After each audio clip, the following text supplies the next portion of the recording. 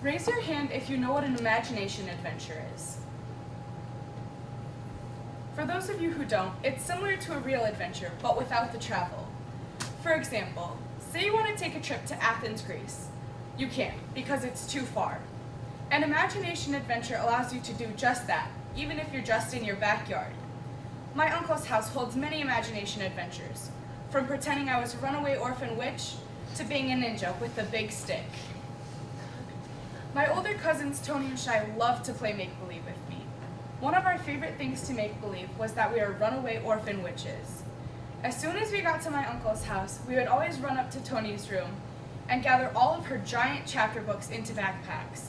Then we would go into her closet and dig out all of her black clothing and compile costumes.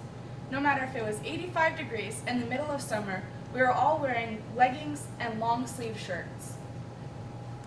We would all clamber downstairs, dressed in black with our giant backpacks, and without missing a beat, one of our parents would always ask where were we going and what we were doing dressed in all black.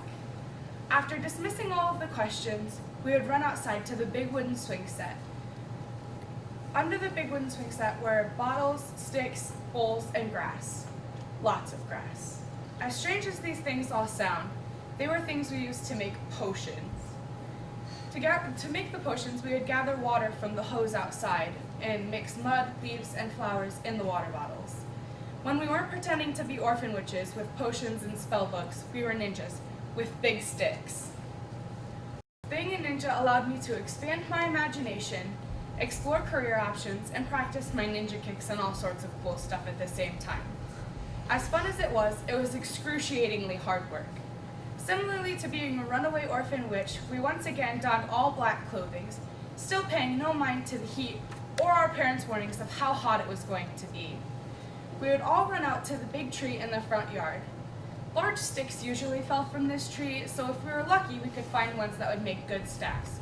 But if there were no staff-worthy sticks fallen from this tree, we would search the entire yard looking for the perfect ones. Once we had our sticks, we had set up home base by the rabbit cages. Once our home base was successfully established, we would sneak around the yard in true ninja fashion. Except ninjas don't really crash into garage doors or slip on mud puddles and fall on their faces, but whatever. When we weren't sneaking around the yard, we were dueling. The duels usually consisted of one or both of the older girls swinging giant sticks at me, and me trying to jump over or dodge said giant stick. This is not what normal people consider fun, but who cares, it was fun for us. Many different things fueled my imagination as a child.